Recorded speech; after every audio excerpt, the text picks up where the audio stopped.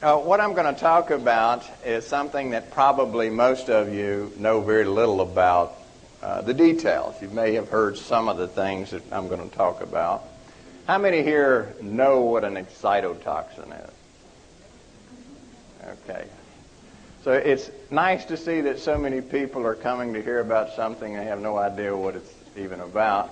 But you're curious because primarily the second part of the title of the book, Excitotoxin, The Taste That Kills. And I'm sure you're curious as to what taste can kill you. Well, we're going to find out. If you could dim most of the lights except for this one over the podium, you can see the slides maybe a little better. An excitotoxin is exactly what its name says. Most people know what a toxin is. A toxin is a poison. Exciting is something that excites you, causes excitation. And an excitotoxin basically is any substance that causes brain cells to become very excited. And they start firing their impulses very rapidly. And they fire so rapidly that this cell will become exhausted and die. This occurs over about an hour's period. So if you take some brain cells and you put them in a petri dish and you expose them to these excitotoxic substances, the cells start firing real rapidly. But they look normal during that 1 hour period. You look at them, they look perfectly healthy. And then at 1 hour, they just suddenly die. And this is going on in your brain if you take these excitotoxins into your body. It does the same things. There's particular cells inside of your brain that will become very excited. And they'll become excited to the point that they'll die. But it's not all the cells of the brain, it's just particular ones. Now, in Matthew 13:34 through 37, it says, "For out of the abundance of the heart the mouth speaks. A good man out of the good treasure of his heart brings forth good things. And an evil man out of the evil treasure brings forth evil things. For by your words you will be justified, and by your words you will be condemned." And we're going to find out how that pertains to the subject of excitotoxins. Because at the present time, excitotoxins, the subject of excitotoxins, is the hottest idea and item going in the field of neuroscience. That is the study of the brain and the nervous system. Every journal that has anything to do with the brain and the nervous system is filled with articles about excitotoxins.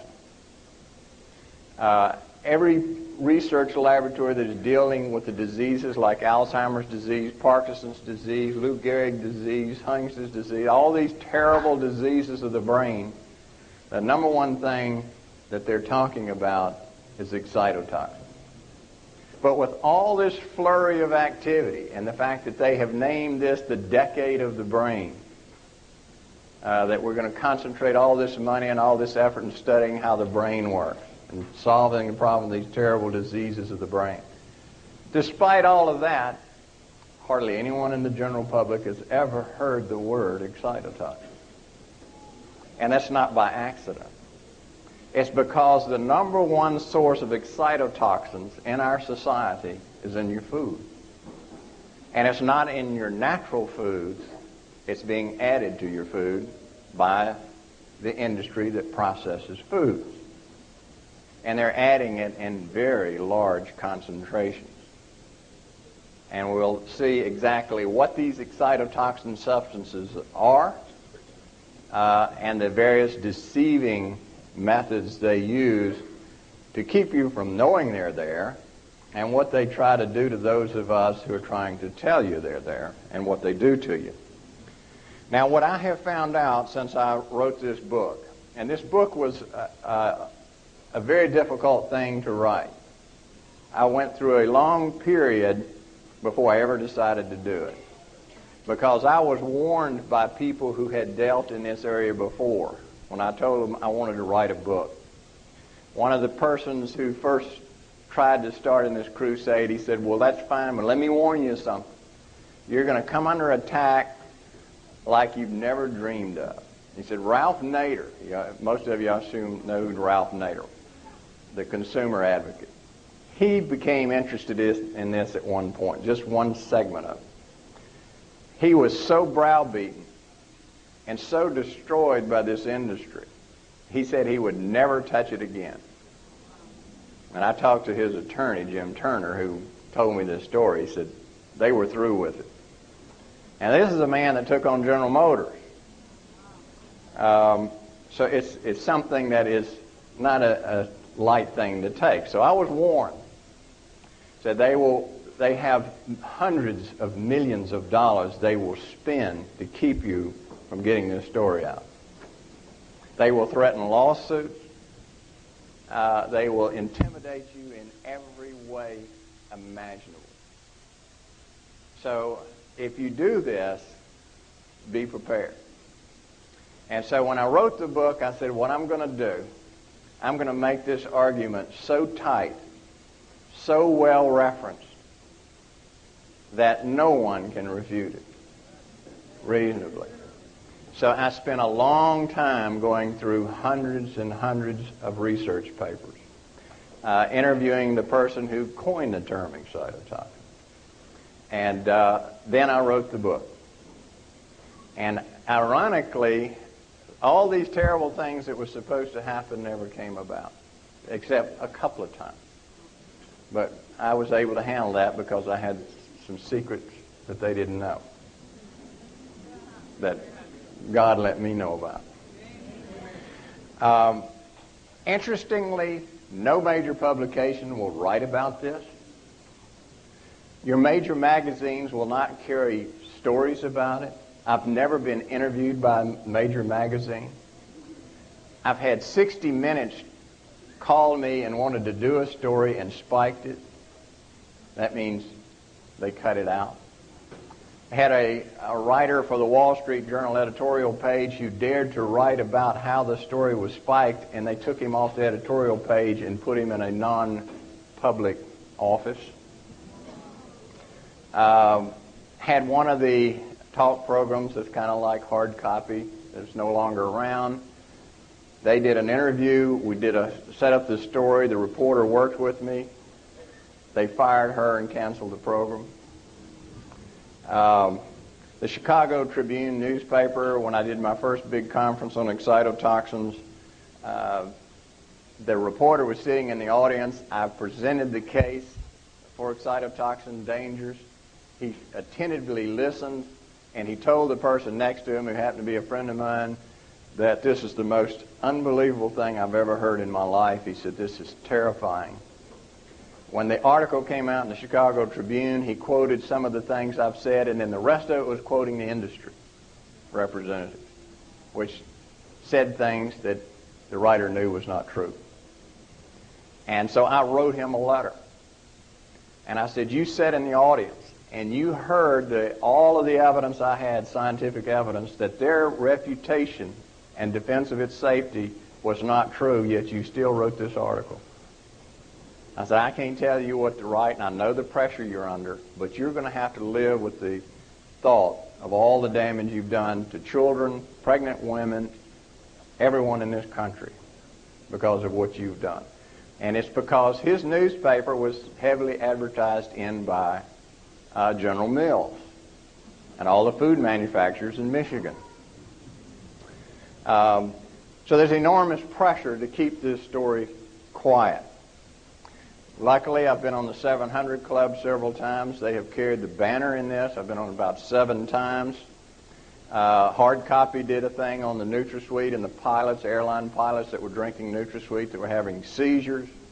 They were becoming so confused they couldn't figure out how to land their airplanes. We had one pilot just totally could not figure out, and his co-pilot had to land the plane. There's over 600 pilots now who have come secretly to organizations to tell their stories of the problems with NutraSweet.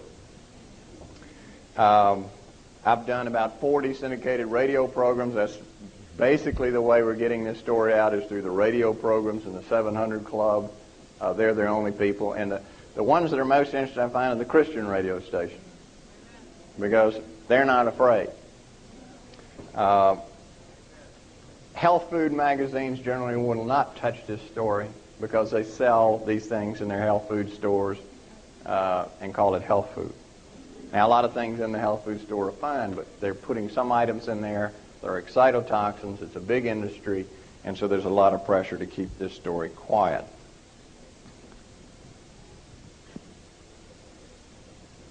Now, let's go a little bit into the history of excitotoxicity, how all of this came about. In Japan, they used a flavoring substance for their food called kombu, or sea tangle.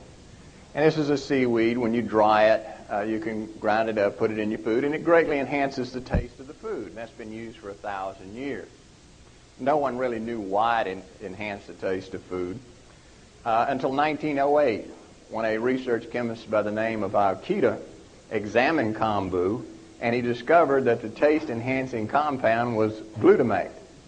You may have heard of monosodium glutamate, of MSG. Well, that's the active compound, glutamate. So he realized that glutamate had a great potential to enhance the taste of foods. So he made a friendship with the Suzuki Spice Company owner, Suzuki, and together they formed another company called Ajinomoto. The Ajinomoto, which means essence of taste, this company began to manufacture monosodium glutamate, or MSG. By 1933, they were producing about 10 million pounds of MSG and putting it in the food. Now, MSG is a much higher concentration of glutamate than's in kombu. So they were suddenly flooding their society with very high concentrations of monosodium glutamate. During World War II, or right after World War II, when we had some of the rations from the Japanese soldiers, they realized that their rations tasted far better than our rations. And so the Quartermaster Corps looked into it and found out, well, the reason it tasted so much better was because of MSG. And they called a conference in 1948 and invited all the major food manufacturers, Libby and Continental and General Mills and Borden, Campbell's, were all invited to this conference. And the quartermasters told them, we have discovered an incredible taste-enhancing compound called monosodium glutamate, or MSG. Well, the major food manufacturers had problems with packaging their foods. They found out, well, we cooked it, after it sits a while or it's in the can, it loses some of its taste. It develops some of the tin-type taste from out of the can, so it has this tinny-type taste. And so this would be an answer. And they found out it would remove all those bad tastes. It would restore and even magnify the taste of the food, so it's just scrumptious. If you put MSG in a soup, it's the most delicious soup you'll ever eat, because it enhances the taste by stimulating certain cells in the brain and the tongue. So from 1948 to 1956, these food processors were adding tremendous amounts of this monosodium glutamate to our foods. And they assumed it was safe because an amino acid, one of the breakdown products of a protein, so they said, well, it's a nutrient, it must be safe, but no one tested it. So from 1948 to 1957, it was being added even to baby foods, because the baby food manufacturer said, oh, let's get the babies to eat, so we'll put it in the baby food. Well, then in 1957, two ophthalmology residents did a research project. And they were studying a rare eye disease in immature mice, and so, in humans, so they would use some immature mice, and they fed them monosodium glutamate. This is the only picture I could find of an ophthalmologist, so. I hope there's no ophthalmologist I'm offending. So in 1957, Lucas and Newhouse, two ophthalmologists, did this experiment, and what they found to their surprise was that the monosodium glutamate totally destroyed all the nerve cells in the retina of the eye. Just wiped them out. And so they wrote up their project, put it in a journal, but it was a rather obscure ophthalmology journal, so hardly anyone read it. And so it sat there for another 10 years until 1968. A neuroscientist came across it while he was doing a project, and he said, well, this would be a good way for me to study the anatomy of the different nerve pathways that go from the eye through the brain. I'll just use this monosodium glutamate to kill the eye cells, and then I can trace it back through the brain. Well, he did that, and what he found out to his surprise was that it not only destroyed the eye cell, but it was destroying critical parts of the brain as well. and that the parts of the brain that was being destroyed resembled some destruction we see in things like strokes, things we see with severe hypoglycemia or very low blood sugars, and like we see in diseases like Alzheimer's disease. And so he immediately realized this is something that's quite serious because this is a food ingredient. And he told me this story. He said, naively, I thought all I had to do is present the information to food manufacturers and they would take it out. And he said, to my surprise, they just totally ignored it. They said, we don't care. It doesn't make any difference. By then, it was a multi-billion-dollar business. And it solved their food taste problems. So he went to his congressman, and congressman called a congressional hearing, and he presented it before a congressional hearing. Overwhelming. He was a neuropathologist as well as a neuroscientist. He presented his evidence, showed these severe lesions produced in the brain by monosodium glutamate. The food industry was present at the hearing, particularly those who make baby foods. And they saw the handwriting on the wall. If this reaches the public, we're in deep trouble. So they said, well, we voluntarily will remove monosodium glutamate from baby foods because that's a very sensitive time when the brain is forming. So they voluntarily withdrew MSG. Well, not really. For 10 more years, they continued to add it, but in a disguised name. And the amount they were adding to the baby food was the amount that was being used to destroy these brain cells in these animals. Even today, they add excitotoxins to baby foods, and they created a new class of food called toddler foods to sidestep this restriction they put on themselves. And in toddler foods, if you look at it, you'll see several of these excitotoxins have been added. And it's also added to baby formulas. Now, let's look at what I call the big lies of the industry. When all of this starts leaking out, and it was starting to leak out about the dangers of MSG, the industry's reaction was, well, we had our scientists look at it, and we don't see any problem. Their first solution was, well, the doses used in those experiments were very high doses, and that's not what you're going to see babies eating and children and women. That's not a reason. We're using little tiny doses. That was lie number one. Lie number two was they said, well, even if it does enter the bloodstream and in very high concentrations, the brain has a protective system called the blood-brain barrier that keeps certain toxins from your blood from entering your brain. And it would keep that glutamate out of your brain and wouldn't damage it. And when that didn't work, they went to the third lie. They had a research paper that said, well, we have studied it and found out that if you eat a lot of carbohydrates and sugar, it inhibits this toxicity and doesn't occur, so that protects you. And most people eat meals that have carbohydrates in it, so it's really no problem. Well, let's look at lie number one. Lie number one, saying that these little small quantities. But what we'll see later on is that humans are more sensitive to the toxicity of MSG than any experimental animal. We're 5 times more sensitive than the next most sensitive life form, the mouse. 5 times more sensitive. We're 20 times more sensitive than a rhesus monkey. This is a study that was done by the FASEP organization. That's the Federation of American Societies of Experimental Biology. They did a review of all the things that had been written about MSG. And they were going to have a final conclusion about the safety of MSG. The study was conducted and paid for by the FDA, and it had an executive summary in the front part of it that if you read it, you would think they never saw the actual paper itself. So there's no relationship between their executive summary by the FDA and what the paper actually said. The paper reads almost like my book. But that's what the media read. In the bulk of the paper, this was their conclusion about infant formula, was that the amount of monosodium glutamate compound, which they call casein hydrosylates, is a new trick name they use. These babies are regularly consuming large quantities of glutamate in your children.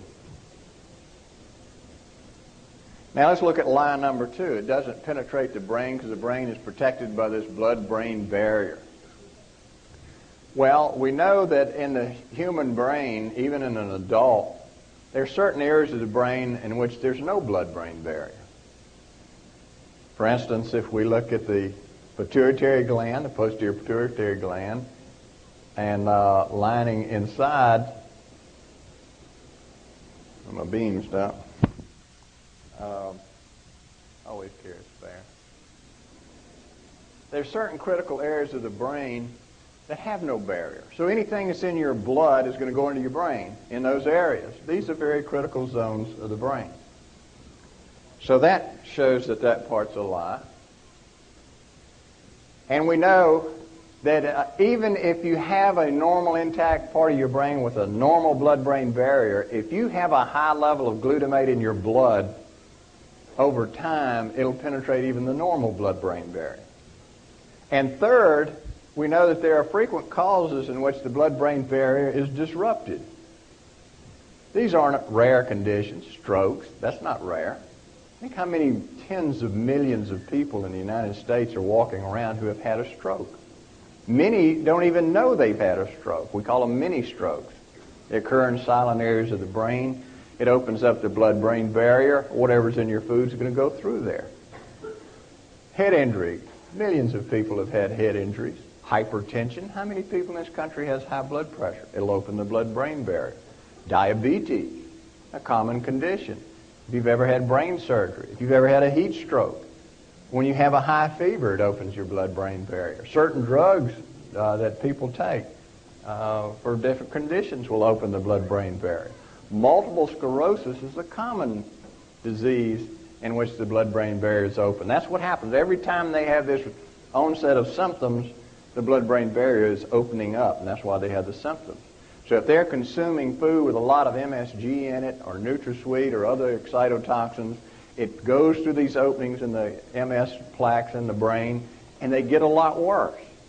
And what we find in the MS patients is if they consume a food with MSG, they will get worse for days or weeks afterwards. It's a prolonged worsening. Every time they consume it, they get worse again. They go to their doctor says, oh, that's just the natural course of the disease. It's not the natural course of the disease in these instances. They're poisoning themselves. Severe hypoglycemia. If you have low blood sugar, it'll open up your blood-brain barrier. So if you're a diabetic, and hypoglycemia is common in diabetics who are using the insulin, their blood sugar will fall real low. That opens the blood-brain barrier. If they're doing what most doctors in this country tell them to do and use NutraSweet, when they open their blood-brain barrier during one of these spells, it's being flooded by toxins.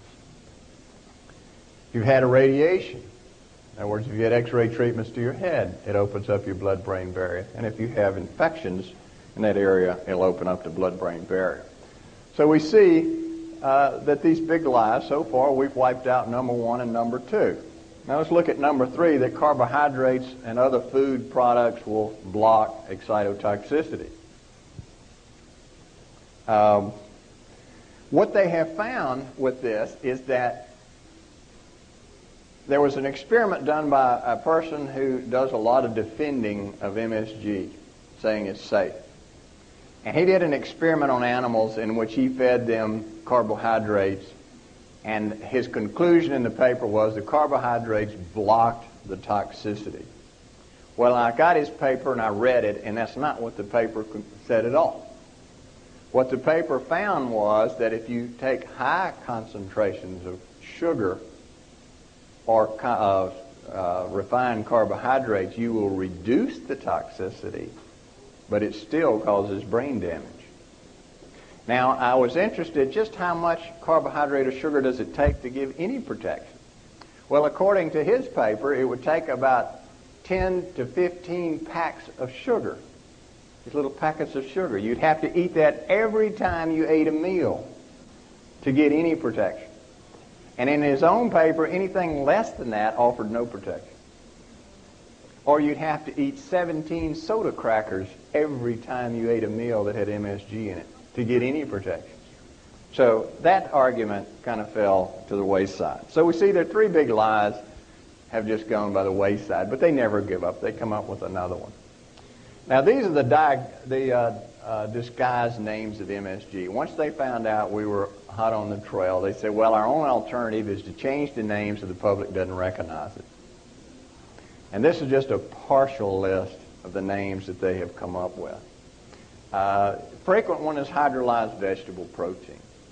You see that in many, many foods. A lot of soups. You'll see it sold at health food stores. When you hydrolyze a protein, what you do is you break it down, you release its amino acids. One of the higher concentrated amino acids is glutamate. Another one is aspartame, which is also an excitotoxin. L-cysteine is an excitotoxin. Glycine magnifies excitotoxicity. And these amino acids are released and highly concentrated in these different protein products. So if you get textured protein, vegetable protein, hydrolyzed plant protein, there are all kinds of disguised names. Whey protein, enzymes, spices, natural flavoring is a common name they use. Carrageenan is one of the newer ones. It's a highly inflammatory product. They use that experimentally. If you want to produce intense inflammation, you can inject that in an animal and they'll have an intense inflammatory reaction. Good thing to put in foods. Broth, stock. The names just go on and on and on, so you have to know the names to be able to recognize it. And you'll see foods that'll say, contains no MSG, but they'll contain 3 or 4 of these. And the law allows them to do it, because the FDA law says that only if it's 99% pure MSG do they have to put it on the label. So it can be 98% MSG, and they don't even have to put it on the label. They can use one of these little names. And so you're not protected when you see it contains no MSG, or you go to the restaurant and you say, did your food contain MSG? And they say, no. But it contains hydrolyzed vegetable protein or some of these others. And sometimes they don't even know. You'd be amazed how many people in restaurants have no idea that hydrolyzed vegetable protein is monosodium glutamate concentrate. Now, these are the foods that are especially high in excitotoxins. Anytime you use something like a gravy, if you use salad dressings that are commercially prepared, particularly diet salad dressings, they're all high in glutamates. And you'd be amazed the number of people say they go out and eat and they have a salad and they use the ranch dressing and they have this horrible headache. Or they clouded in their thinking. They can't remember. That's because of the monosodium glutamate in the salad dressing. Soups are notorious. All commercial soups use a lot of monosodium glutamate, and Campbell's soup is the worst. Campbell's, I check their labels regularly. I've seen as many as 4 different types of excitotoxins added to a single can of soup. And that's why they taste so good. And what happens when you're sick? Let's have some soup. What do they do in the hospital when you come back from brain surgery, or you come back from other kind of surgery, or you've had hypertension or diabetes problem? Well, we're going to put you on a diet right now of just soup. All the time. This is the stepwise after surgery. You start with soup, and then the soft foods, and then you move up to solid foods. That first stage, you're flooding them with excitotoxins and making them much worse. So soups are notorious. Any diet food, when you make diet food, you remove the fat. When you remove the fat, you remove the taste. So the manufacturers quickly say, we can take out the fat, we can put in the MSG, and it replaces it, and they'll eat it. So diet foods, you can just plan on it. If it's a manufactured processed food, it's going to contain a high concentration of excitotoxins. Liquid amino acid preparations. Everybody asks me about amino acid preparations because the vegans use this a lot. I get calls from all over the United States asking about it. Anytime you break down a protein to its free amino acids, you're getting high concentrations of excitotoxins. I don't care what they say. You call the company and they say, no, we don't add excitotoxin, no, we don't have MSG. Yes, they do. They say MSG is a salt of glutamate, monosodium glutamate. It's not the sodium that's causing the problem, it's the glutamate. So if they break down the protein and they have a high concentration of glutamate, no, it's not MSG, but it's glutamate. It's the glutamate that's the excitotoxin. In nature, the way God planned things is that proteins are to be broken down slowly in your system. Then your body utilizes it very slowly and it doesn't build up into your blood or your brain. We weren't meant to eat hydrolyzed, broken down proteins and free amino acids. Our body doesn't know how to handle that. So when you consume monosodium glutamate, your blood levels can reach 20-fold higher than normal. A brain doesn't know how to handle 20-fold higher normal monosodium glutamate. Neither does the liver, the muscles, or the other organ systems. It wasn't designed that way. Now let's look at, I'm going to give you something that you're probably going to hate, but this is just the physiology of the excitotoxic process. What goes on in a nerve cell when it's exposed to excitotoxins? But this just gives you kind of an overview. Now first, there are a lot of diseases and disorders that are associated with excitotoxicity, and this list is growing every day. They're finding more and more diseases that have anything to do with the brain is associated with excitotoxicity. It seems to be a central process in a lot of different diseases.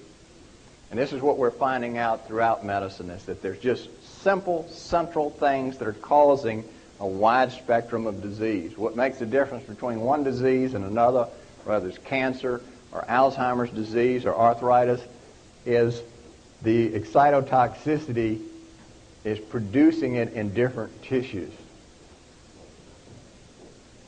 We know that head injuries, if you injure your head, what happens is, we've known for some time that most of the damage that happens to your brain in the head injury doesn't happen at the time of the injury. That does happen, but usually not. It's delayed several hours.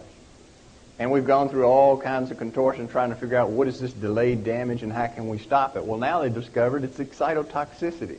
Because when your brain is injured, it releases glutamate from itself, because normally glutamate is a transmitter in the brain. It's the most common transmitter in the brain. But it's carefully regulated. When you injure your brain, it can't regulate it anymore, and it builds up a high level in your brain and produces the delayed injury that frequently results in severe neurological injury or death. Strokes. When you have a stroke and a block off a blood vessel that's going to the brain, it is the lack of blood supply that causes the worst part of the stroke. That just kills a little tiny core of brain tissue. Around that tiny core, the brain starts secreting enormously large amounts of excitotoxins. And that's what causes the devastating aspect of a stroke. If we block those excitotoxins, the stroke is much less. And you can do that with something that God created called food. Hypoglycemic brain damage. When your blood sugar falls extremely low and people go into a coma or die, it's not because the brain cells are starved for glucose.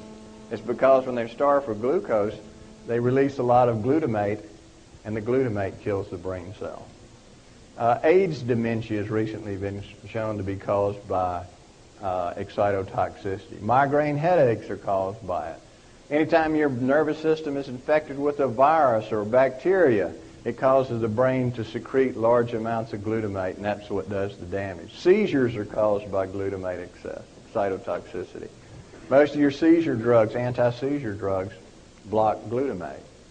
All of these different things, degenerative brain disease, Parkinson's, ALS, Alzheimer's disease, the hottest area of research is the death of the brain cells by glutamate.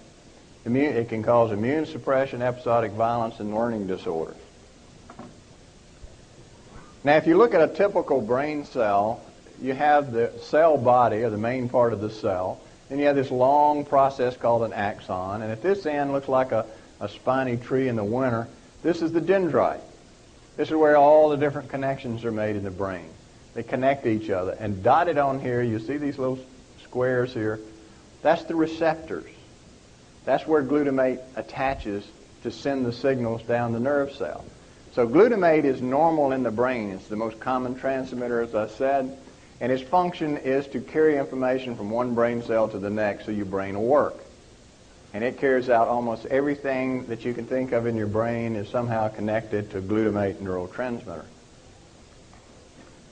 Now this is the neurodegenerative process, and basically this is what is the central process for all those diseases I listed about excitotoxicity. That whole long list, this is what happens. And this is similar to what happens in cancer, surprisingly, and arthritis. We're finding that everything is a central mechanism. But in the brain, there's one little difference, and that has to do with this membrane here. It has a little pore in it, a little opening, a channel. This is microscopic. You can only see that on an electron microscope. And what this does is this little pore opens and closes. And glutamate controls the opening and closing of that little pore. Normally, there's very little glutamate outside of that brain cell. I mean, absolutely minute amounts, in millionths of a mole. Okay? And it has to be that way, because if that level rises, it'll kill that brain cell. So your brain goes to a lot of trouble to make sure that glutamate level outside that nerve cell never gets above that 10 to 12 millionths of a mole. And it does that by a process where anytime glutamate's out there, it combines with a special transport protein, and that whisks it away and puts it in a cell called an astrocyte and stores it there until it's needed. Only when you're going to have a transmission of an impulse will it release it, and when it does, it breaks loose of the transport protein, attaches to its receptor, opens up the hole, and calcium pours into your cell. And then it whisked away again, and the hole closes. So it's only open for a millionth of a second, just enough to let a few molecules of calcium in. Once that calcium is in, it starts triggering these processes. And these processes normally, if it's just a little bit of calcium, what it does, it makes the nerve fire its impulse. If something happens and there's too much glutamate and it opens that hole up for too long, too much calcium gets in. If too much calcium gets in, then too intense of a reaction of these different processes take place, and it'll produce an inflammatory reaction in that cell with these inflammatory chemicals. It'll produce what we call free radicals, which are just very toxic chemicals that bounce around the cell, oxidizing all the components of the cell. One of the components that really damages is what we call the mitochondria, and that's the little part of your cell that produces almost all the energy that you use for everything, whether it's walking, moving, thinking. Mitochondria supplies the energy for everything. These free radicals generated by too much calcium damages that mitochondria, so it can no longer produce its energy the way it's supposed to. If it can't produce enough energy, the cell dies. It activates a gene called a p53 gene, which is the suicide gene in your cell. Cells are pretty smart. God made them that way. If this cell is damaged too bad by all these processes, and the cell knows that it cannot survive, it'll activate that gene and go ahead and kill itself. We call that apoptosis. And that's what too much calcium coming in will do. We also know that if some of these products build up, they'll inhibit this transport protein so that more glutamate will start building up. So it's a kind of a cyclic process that just keeps going until the cell dies. Now, note with the knowledge that if too much glutamate out here is toxic, and it doesn't take a lot to make it toxic, does it make a lot of sense to add it to your food? Knowing that it transfers through the blood-brain barrier and will enter the brain, which we have proof of. Now, when we look at excitotoxin sensitivity, three things we see that are very important. One is that human is 5 times more sensitive than the next most sensitive life form on Earth, the mouse. And we're really 20 times more sensitive than a rhesus monkey. Newborn babies are 4 times more sensitive than adults. So if you're pregnant and you're eating food that contains a lot of MSG, that is passed through the placenta into the baby and damages the baby's brain at a time that brain is being formed. And they're 4 times more sensitive than an adult would be. Why are the babies so sensitive to MSG? It's because their brain enzymes that normally protect them are immature. They haven't formed yet. Their blood-brain barrier is immature. It hasn't completely formed yet. And babies and toddlers frequently become hypoglycemic, which magnifies excitotoxicity. Now, what do these excitotoxins do inside of the nervous system once they get in there? Well, we know that they can actually alter how the brain forms. That's what's so bad about the little children. We know that when the mother is pregnant, during that last trimester and during the first 4 years after birth is when most of the brain is forming. All these little pathways have to connect, and they have to connect in a certain way. All these dendrites are growing and branching. These synaptic connections are taking place. And that is very sensitive to glutamate. Too much, it destroys these pathways or make them grow in the wrong direction. We know they can destroy certain groups or collections of these brain cells called these nuclei, like the arcuate nucleus, ventral medial nucleus, or the hypothalamus. It can destroy it. This nucleus is the most sensitive area of the entire brain. It was interesting during the hearings on the toxicity of glutamate, one of the neuroscientists that was working for the glutamate producers made this statement, well, so what if it destroys the arcuate nucleus? We don't know if it does anything or not. But at the time, we knew the arcuate nucleus was a very important nucleus in the brain. It's very vital. Another interesting thing is that less than toxic doses, that is, a dose that won't kill a cell, will alter its physiology. It'll make the cell overreact, so if it's a cell secreting hormones, they'll secrete too much hormone. If it's one that has to do with consciousness, it may cloud the consciousness. If it affects memory and it's overstimulated, it may alter your ability to remember. One of the ways that excitotoxins kill is by producing free radicals. Excitotoxins are very powerful free radical generators. They make these cells produce all these destructive free radicals that destroy the cells. And one of the interesting things we found out not too long ago is that it impairs the ability of glucose to enter the brain. The brain is almost totally dependent on glucose for its energy supply. Glutamate interferes with the entry of that fuel to the brain. So when you're consuming a diet high in MSG, it interferes with the ability of your brain to get the fuel it needs. Now, let's look at the MSG babies. These were the animals that were first exposed to glutamate.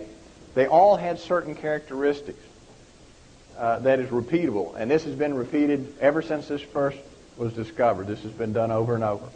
We find that the organ weights of the animals are very small. It causes atrophy or shrinking of various organs. The ovaries, testes, adrenal glands, kidney, spleen, pituitary, they all are smaller than normal, significantly smaller. We find that the animals were all grossly obese. And we'll talk more about this tomorrow, but the obesity is similar to what we're seeing in human society now. With this growth, we're talking about adolescent obesity. All the kids are real obese, and it's difficult to control, and a lot of the adults are finding trouble controlling their obesity. We find that it's almost impossible to diet off this type of obesity, and it's almost impossible to exercise at all because it alters the part of the brain that has to do with obesity. Abnormal reproductive functions are very common with MSG toxicity in these babies. When they become adults, they have very small litters. And this is true even for the males. If you expose the males to MSG, they become infertile or have difficulty procreating. We find that MSG is frequently associated with unprovoked rage, overt aggression, and antisocial behavior. This is almost always consistent in these MSG-exposed babies. And I'm not just talking about while they're a baby. This is when they become adults. This lasts the entire lifetime of the animal. When the animal gets older, it's filled with rage. It won't associate with the other animals. Impaired cardiovascular responsiveness. You know, when you run, your heart speeds up. Well, that's impaired. It doesn't quite work that way anymore. We find that animals that are exposed to MSG have very high triglyceride levels, cholesterol, and very low density lipoproteins. And this persists for a lifetime. This puts them at high risk of having heart attacks and strokes, arteriosclerosis. Abnormal hypothalamic pituitary adrenal axis, that is how the endocrine system works, is permanently altered in these animals. So we see some rather devastating effects to exposing animals when they're babies. Now, this is reproducible in every animal species. This is not just peculiar to a mouse. Chickens, horses, sheep, every animal that this has ever been tried on has produced the same thing. So this is a universal effect of monosodium glutamate, and these are all serious things. These aren't feeling bad. Too many people associate MSG with the Chinese restaurant syndrome. And I hear people frequently say, oh, well, I don't get that. I'm not sensitive to it. It is not an allergy. It is not a sensitivity. It is a toxin. Everybody's sensitive to a toxin. You're sensitive in various degrees. But what we'll see later is that it produces its effects silently. You pay the price later. And you may not associate it with it because you don't think that something you did or fed your baby or when you were pregnant is going to cause them to have a heart attack when they become 30 or 40 years old. Now, we said the brain is forming all these pathways, and this is just an example of the complexity of these connections. Everything has to be exact, and the brain is constantly, during this period, the last trimester of birth, inside the uterus, and 4 years after birth, the brain is constantly remolding itself to get it just right. Glutamate is important in that process. It's used for that process, but it has to be an exact level. If it's too much, it ruins the connections. If it's too little, it ruins the connections. And these connections are permanently going to be that way. This is a three-dimensional view, so you can see that these connections are three-dimensional. They're not on one plane. They have to be in 3 dimensions connected. It's an incredibly, incredibly complex process. And anyone who doesn't believe in God has seen this. I can't imagine why you don't believe in God, because there's no way for us to explain how this happens. And these pathways go the whole length of the brain, so they have a long way to go, and they have to be connected just so. And glutamate can permanently alter how these connections and pathways are formed and connected. This is the temporal lobe of your brain. You've heard Vicki talk about the hippocampus. It lies right in here, and it has everything to do with your memory.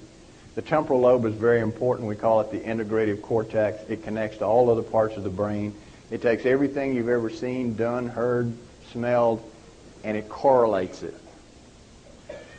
So it's very critical. This is one of the most sensitive areas of the brain to MSG. It's one of the most sensitive areas of the brain to the lack of glucose. And this is just the synapses, how the brain cells communicate to each other, to show that even that's a very complex process. It's not a simple process either. That is formed when you're a baby as well, and it's a very exacting process. Now, they knew early on that there are certain endocrine changes that occur with exposure to MSG in these animals. One of the most obvious, of course, is the effect on reproduction. And they looked at the different hormones, and they found out that it altered estrogen secretion.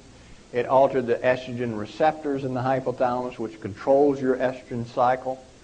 It also had an effect on testosterone for the males, so that while they were exposed as a child, it not only affected the nuclei that control these different hormones to be regulated and released, but it altered the pathways in the hypothalamus that made up the control system. And so when these animals became older, their control system was totally different than a normal animal. And this is what's happened in humans. So that when that child's exposed as a small baby or a toddler, when he becomes adolescent or older and finds they have reproductive problems, they can't have babies, they're infertile, or they have other reproductive problems. They can have trouble with their menstrual periods. They can have polycystic ovaries. So there's all sorts of problems related to hormones that we can trace back to MSG that you normally wouldn't expect. Because when you see the child at age 20 or 25 and they're married, they're having problems having a baby, who would have thought that it was because what that child's mother ate when she was pregnant with the child? But we have good experimental proof that shows it is connected. We found that even lesser doses, a small dose of MSG, can actually cause an early onset of puberty. Loss of growth hormone pulsation, that little nucleus that the doctor said he didn't think it had any function. its primary function is the control of growth hormone. That's why all these animals are short, because it suppresses the pulsating release of growth hormone. And of course, we said it can alter the pathways.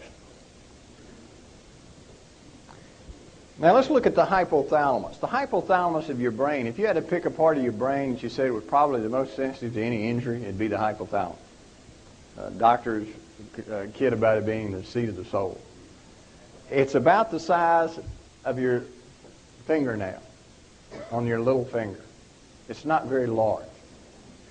But it controls an enormous amount, and you cannot live without a hypothalamus. Major injury to the hypothalamus, you're going to die, short the intervention of the Lord. If we look at the functions of the hypothalamus, we see that it controls all of the endocrine system, or your growth hormone, thyroid hormone, adrenal hormones, cortisol. All of these things are controlled through the hypothalamus. It controls your sleep-wake cycle. Tells you when to wake up, tells you when to go to sleep. If you have an injury of the hypothalamus, you'll stay awake all the time, or you'll sleep all the time. So it's very important. It controls your hunger and satiety. It tells you when you're hungry. It tells you when you need to eat. And this is part of the thought of anorexia nervosa, if they have a problem in the hypothalamus. We know that it controls the autonomic nervous system. In other words, all these things automatically makes your heart beat so you don't have to think about it. Things that make your intestines move along with peristalsis so you don't have to think about it. Those are automatic reactions. Parasympathetic, sympathetic system. That's controlled through the hypothalamus. And we know that it is a major part of what we call the limbic system of the brain. That's the part of the brain that has to do with your emotions. It has to do with love, anger, fear. Is regulated through the hypothalamus. And if you give MSG to animals, you can produce intense fear or you can produce intense anger. And lastly, we know, and this is something fairly recently, that the hypothalamus controls immunity. There's a whole field of psychoneuroimmunology. And this is part of what, if you're under stress, your immune system's depressed, you're more likely to get cancer, more likely to get infected, more likely to not recover from your infection or your cancer because your brain, your emotions connects to the hypothalamus and that controls your immunity. We find that in experimental animals, if you take that hypothalamus and you expose the animal to MSG, it will cause a suppression of immunity that will last the entire lifetime of that animal. And if you think about that in humans, if you have a baby exposed to MSG during these critical periods, that could affect their immunity forever, so that they'd be at higher possibility of getting infections or cancer. If they got a cancer, they have more difficulty recovering from it. So you're talking about some profound life-altering changes here. Now, one of the things that's really intrigued me is the effect on intellectual development. And if you look at the brain, you see this enormous complexity. We've been studying the brain probably for the last 70 years intensely. We're just getting a glimpse in the window. It is so enormously complex. There's nothing in the body even approaches the complexity of the brain. But what we find is that early on is that when MSG exposed babies are tested, they find that they're intellectually impaired. In fact, this doctor said that it appeared as if the animal was intellectually retarded. And this experiment, which is a two-part experiment, was very interesting. She took animals that were pregnant and exposed them to MSG and then tested the offspring and found that the offspring initially looked perfectly normal. And when they did this simple little test for intellectual function, they passed with flying colors.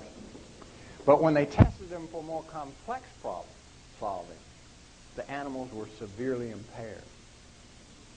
Now, if you transpose that to a human, what that means is if your child is born after exposure to MSG or after being exposed to MSG after birth during that first 4 years, you say, well, the child looks normal. He's going to the different little grade schools and seems to be able to learn his ABCs and count and learn his name and do simple spelling.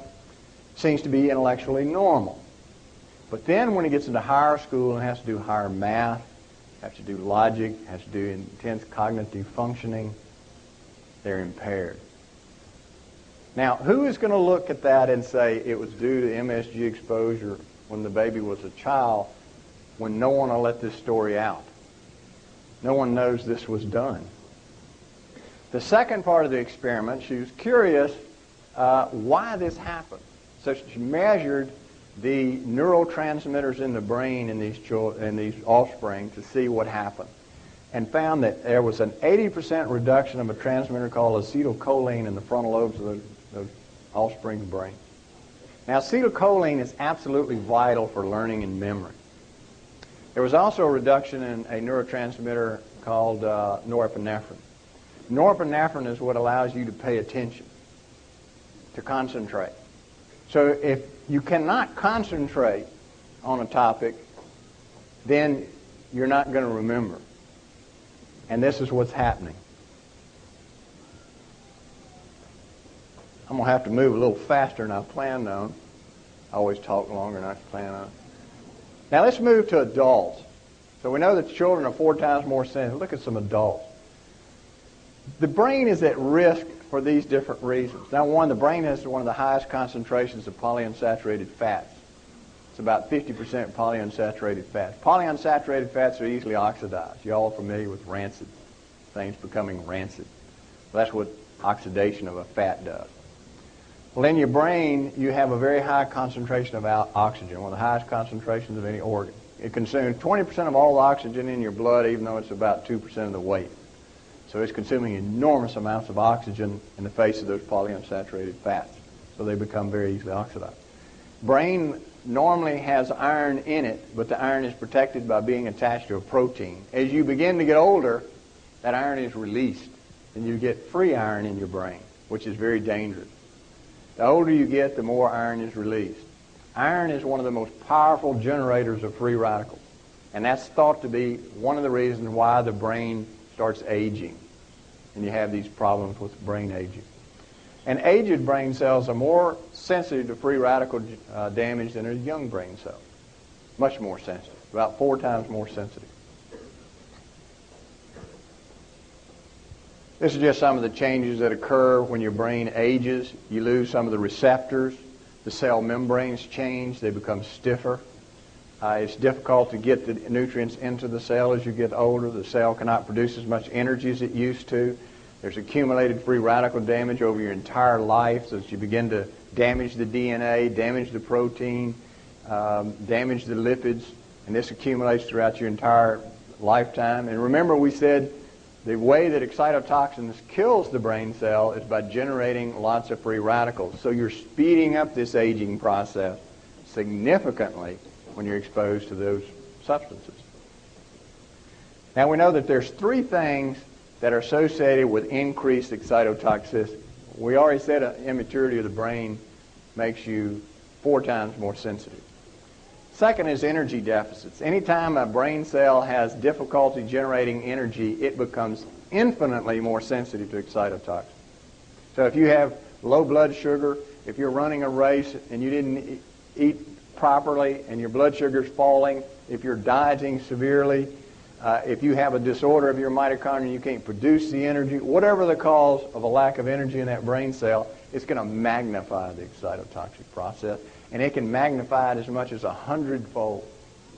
It can magnify it so much that even a normal concentration of glutamate in your brain can be toxic. Magnesium deficiency is the third thing. Magnesium deficiency in this country is very common. A recent review showed 75% of people are magnesium deficient. Magnesium protects that little pore where the calcium comes in. It closes the hole. If you take a human being and you make them hypomagnesic, that is, you remove the magnesium, they will have a seizure, and they'll go into a coma. And before that, they'll become psychotic. And this has been done or seen many times in clinical patients. And if you give them magnesium, they turn back to normal, if you do it in time. And that's because magnesium prevents this excitotoxicity process. This is just the cycle we've already talked about, that excitotoxins cause free radicals. Free radicals damage things inside of the cell. It damages the DNA, the proteins, the lipid membranes. So it does a lot of damage to your cell. And that damage accumulates over a lifetime. And that's basically what aging is. And we see that certain types of DNA are more sensitive than the others. Your mitochondrion has its own DNA. It's 10 times more sensitive than the DNA you normally think of in the nucleus. Older cells have DNA damage at a rate 4 times higher than younger cells, especially after age 70. So the older you get, the more sensitive you are to free radicals. So therefore, the more sensitive you're going to become to MSG and other excitotoxins. Now let's look at Alzheimer's disease. Alzheimer's disease is a very complex disease, but we're beginning to get a handle on it. The most common thought of the etiology is that it's excessive excitotoxicity in the brain. Now what triggers that, it's a different story. We know that the loss of energy in the brain precedes Alzheimer's disease by as much as a decade. You can scan the brain of people and you can find out that these areas that are going to be affected are already losing their energy supply, even though they're perfectly normal at the time. 10 years later, they come down with Alzheimer's disease. And that's because, as we said, when you lose that energy, you magnify the excitotoxic process. Now, I'm not saying that Alzheimer's disease or any neurodegenerative disease is caused by eating MSG. It's probably more complex than that. It may be the release in the brain. But we know that Alzheimer's disease can be significantly aggravated by MSG in the diet because, number one, Alzheimer's disease damages the blood-brain barrier. You lose your barrier. You're at low energy. Your cells can't produce energy. The cells are damaged by free radicals, so they're more sensitive. So in a state, if you have Parkinson's disease or if you have Alzheimer's disease or any of these degenerative diseases, you're at a lot more risk. Parkinson's disease, one of the first things we see occur in Parkinson's disease is the loss of a substance called glutathione in the cells that are affected. This is a molecule that protects you against free radicals. It's very, very important. It is lost years, decades before you ever develop Parkinson's disease. Then you begin to accumulate iron in those cells. And we said iron is a very powerful free radical generator. So the cell can't protect itself against free radicals. You increase the free radicals with the iron, then the energy begins to drop. There's this particular loss of energy of 42 or 47% loss of complex 1 energy generation in the mitochondrion, and the cell dies. Well, it's an excitotoxic process that's triggering all of this. There's also, you've heard of haloperidol, Haldol, which is used to help some people sleep, Haldol will produce the same amount of depression of complex 1 energy generating enzyme as you see in Alzheimer's disease. In Parkinson's disease. These are the common things you see. The important ones you need to know is people that develop these degenerative brain diseases all have low vitamins in their brain, particularly antioxidant vitamins. Very low magnesium in all of these diseases is very low. Cellular energy is low in all these diseases. High iron content, high free radicals, all this oxidation in their cells, and high intracellular calcium. There's an obsession with taking calcium in this country. They tell the elderly, you've got to have this calcium, eat these Tums, take this calcium supplement. As you get older, your cells have more and more difficulty keeping the calcium out. You don't want to flood the brain with more calcium. You speed up the process. This is just some of the enzymes that are known to be defective in these two diseases, Alzheimer's disease and Parkinson's disease, and we'll talk about that tomorrow. We've talked about that. Here's where we end. This is how glucose gets into your brain. This is a blood vessel. This is the brain cells. The glucose has to go from the inside of the blood vessel into the brain to get to the brain cells. But it doesn't just diffuse like it does in the rest of the body. The brain has a very tight control of anything that gets into it. And what happens is the glucose attaches to a transport protein and it carries it into the brain. We know that as you get older, this glucose transporter is defective. And it continues to become more defective. And Alzheimer's disease is very defective. And this leads to the last concept, that is the concept of brain hypoglycemia. And that is that because of this defective transport of glucose into the brain, which remember is magnified by MSG, the brain doesn't have enough glucose where it is, but the blood can have normal glucose. And that causes the brain to be hypoglycemic. So if you go to the doctor and he draws your blood, he says your blood sugar is normal. But that doesn't tell you what your brain is doing. Your brain can be extremely deficient in glucose. And it has been remarked by several observers that Alzheimer's disease closely resembles when you see people having hypoglycemia. So it may be that there's a chronic hypoglycemia developing of the brain. That magnifies excitotoxicity, opens up the blood-brain barrier, toxins get in, and it keeps the process going. And lastly, the point I want to emphasize is something that Vicki was saying. Your entire metabolic processes is programmed from birth. And they found in multiple studies that if you look at the weight and size of a baby when it's born, that's going to affect its metabolism from then on. If it's small and thin and unhealthy to begin with, it will alter the metabolism for the rest of that child's life. So whatever you do early on, MSG or whatever, to alter the metabolism, alter these nerve cells, it's going to affect that child from then on. And that's why I wrestled with this book. I said, knowing what I know, I can't keep this silent. People have to know this. This is so frightening and so scary, and it is in all the food that people need to know. So we'll end there since they're flashing cards at me.